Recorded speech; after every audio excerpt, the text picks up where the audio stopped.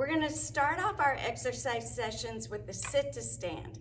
This is an important one because it shows how strong your system is to be able to get up independently. And so it's really a good assessment of how functional your system is, and it shows it up in a lot of tests. So we want to get really good at this. You're going to start out by finding a chair that get your hips at 90 degrees here and 90 degrees at the knees. You're going to want to slide to the edge of your chair, which is always important when you're getting up from a seated position, is to get to the edge of the chair. You're going to need a timer and set it for 30 seconds. You're going to cross your arms and put them on top of your shoulders with your elbows straight out. Now it's important that every time you stand up as tall as you can, and every time you sit, you have your weight in. It doesn't mean you have to lean back, but it does mean you have to have full weight. You can't just tap the chair. So we're gonna start out, we're gonna pretend to set our timer for 30 seconds. We're gonna do nose over toes, stand up fully, come down, rock back a little bit, and kind of get a little cadence. That's best practice. And you should be able to do 14 or more sit to stands in that 30 seconds. Now I assess people every day, and sometimes I get 2 or maybe 6 sit to stands in 30 seconds. But anything under 14 has proven to show that you are a higher fall risk. And this is also a representation of all-cause mortality, whether it's cancer or metabolic like diabetes, neuropulmonary. So anything that would break down our system, this is a good representation. So very important to work on this. Do it once or twice a day. Set that timer for 30 seconds and see how many you can do. But you need to do this daily, and it's easy to improve on it. This exercise is called weight shift. So it's very important to be able to shift your weight side to side when you're walking. Otherwise, you're a higher risk for falling. And what happens is when we get afraid of falling, we don't weight shift anymore. And so if we're not weight shifting, we're a higher risk for falling, and it becomes this cyclic thing. You start walking like this. But we need to practice weight shifting and get confident with getting over each leg. So to do this exercise, I want you to just start teeter-tottering back and forth with your weight shifting, just to get used to getting over this leg, over this leg. So this is going to be a little bit of warm-up for this exercise, back and forth, and then you're going to shift and lift. Shift and lift. Now that might be scary at first, but keep practicing. It may be that you just bring it up a little bit. I've been doing this a long time, so I'm pretty confident with this. Now, what happens a lot of times is people start to turn their hips with their toe facing up. Now then all you're using is your hip flexors. But we want to get into our glutes and our tensor fasciae lata, these big strong muscles that lift our legs up. So if you need to, you may have to think toeing in slightly, but think about the side of your foot coming up. This is not a kick. I see this all the time where people are just kicking. You need to take your time, shift and lift.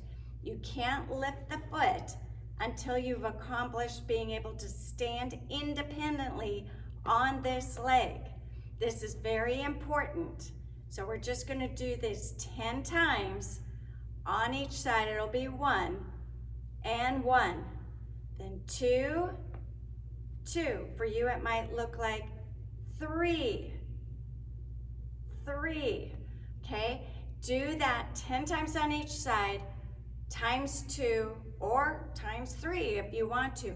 Remember, the more you practice, the better your balance is going to get. And we want to be able to increase your range of motion and give you other exercises. So doing your homework is really important. This exercise is called a tandem stance. So it's just a heel toe. You may need to hang on to, like all of these exercises, if you feel more secure hanging on, you can hang on fully. You can do 2 finger, you can do 1, or you can do it without. But always have something available. You're going to bring one foot directly in front of the other so that the heel and the toe are lined up.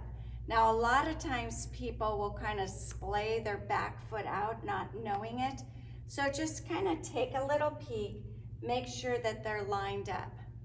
Okay, so you want to either hang on, you're going to start with your right foot in front, and you're going to hang on, or without if you feel confident with that.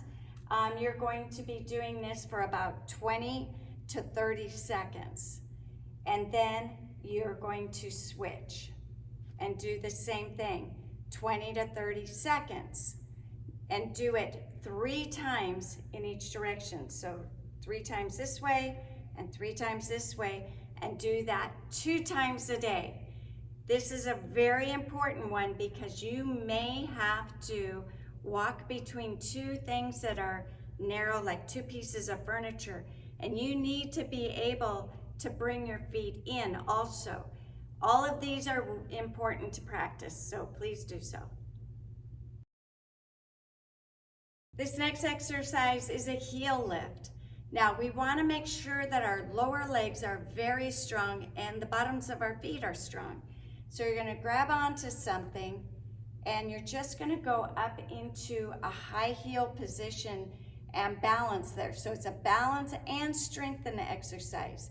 You're going to count to 10. 1, 2, 3, 4, 5, 6, 7, 8, 9, 10. It's harder than it looks. You'll probably get to 3 and have to come down, and that's okay. Practice it throughout the day. Just go up. Now make sure that you're putting weight into your little toe too.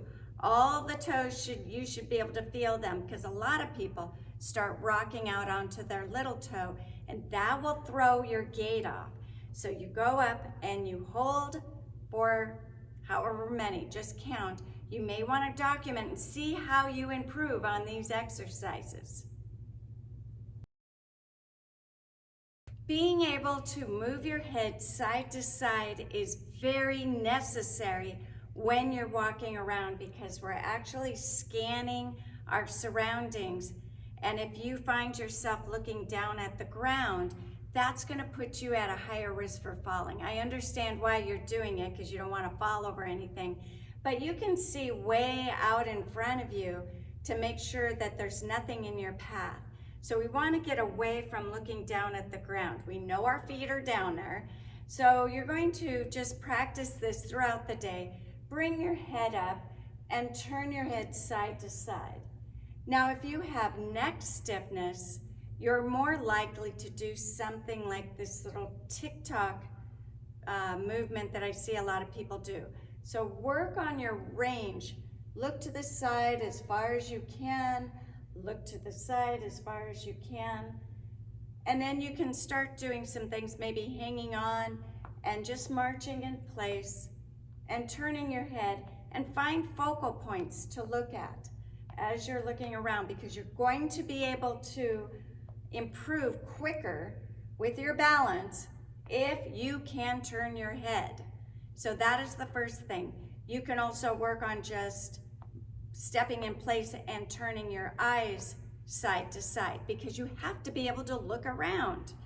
Okay, one of the other things I want you to work on is just if you're standing somewhere, maybe you're cooking, I want you to practice just going side to side, working on that weight shift. So important. Now, if you're working on your exercises, you need a break, go into little butt kickers. So bringing your heels up, you may have to hang on, but I want you to bring your heel up to your rear. You may not be able to get all the way up there, but it may only come to here if you're tight in your legs, but it's important. And you can see that when I do this, I'm actually shifting side to side to pick that foot up. And it's a good stretch on your quads.